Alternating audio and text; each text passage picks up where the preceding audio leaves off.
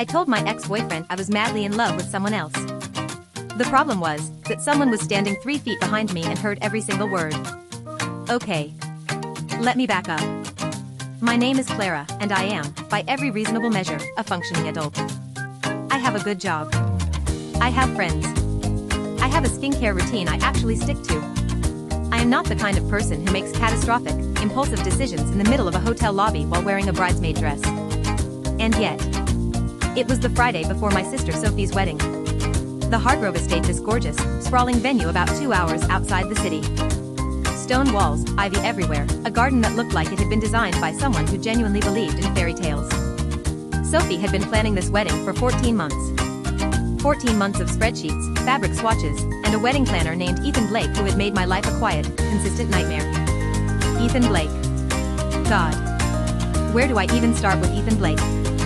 He had been hired 6 months ago, and from the moment we met at Sophie's first venue walkthrough, we had not gotten along. It wasn't dramatic. It wasn't screaming matches. It was worse than that. It was this precise, controlled, infuriating way he had of dismissing every single one of my suggestions. I'd say the centerpieces were too tall.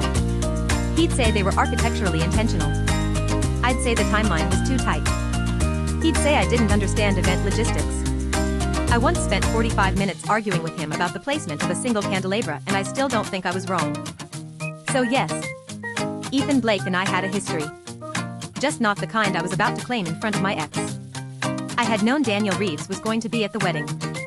Sophie had warned me. Daniel and Sophie's fiancé Marcus had been college roommates, which meant Daniel had a legitimate reason to be there, which meant I had spent 3 weeks emotionally preparing myself to see him. I had a whole plan. I was going to be gracious, unbothered, radiant in a way that required zero effort. What I had not prepared for was Priya Sharma, his fiancée.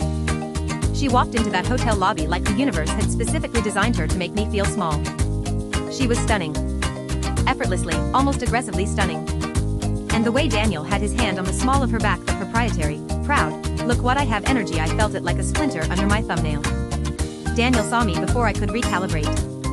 His face did this thing, this soft, almost pitying smile, and he walked straight toward me. Clara. You look great. And then, because he has never once in his life missed an opportunity to make me feel like a footnote, are you here alone? I felt my whole body go cold. And then something happened that I cannot fully explain except to say that self-preservation is a powerful and occasionally deranged instinct. No, I said. Completely calm. Almost cheerful. I'm here with my boyfriend. Daniel raised his eyebrows. Oh. I didn't know you were seeing someone. We've been together for a while, actually. The words were just falling out of my mouth. I had no control. He's wonderful. He's the kind of man who actually shows up, you know? Really present. Really devoted. I watched something flicker across Daniel's face. Good. I kept going. He planned this whole weekend around being here for me. He's incredibly thoughtful like that. You'd like him. And then I heard it. A quiet sound behind me. Not a cough. Not a footstep. Just the very deliberate, very controlled clearing of a throat. I turned around. Ethan Blake was standing there with a clipboard in one hand and a look on his face that I can only describe as the human equivalent of a raised eyebrow.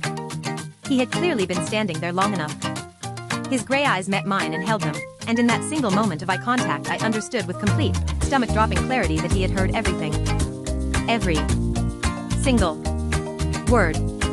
Daniel looked between us. Is this? And Ethan, I still cannot believe this. Ethan stepped forward, placed his hand on my lower back with the ease of someone who had done it 1,000 times, and said, "Sorry to keep you waiting." His voice was warm. Steady. Nothing like the clipped, professional tone I'd heard for 6 months. Daniel shook his hand. They exchanged pleasantries. I stood there feeling like I was watching my own life from slightly outside my body. And then Daniel and Priya moved on, and Ethan's hand dropped from my back, and he turned to look at me with an expression that was equal parts amusement and something much more calculating. "We need to talk," he said quietly. And that was when I knew I was in serious trouble. Ethan Blake, the man I had argued with about candelabra placement for 6 months, was about to make me an offer I had absolutely no business accepting. Stay tuned for the next part.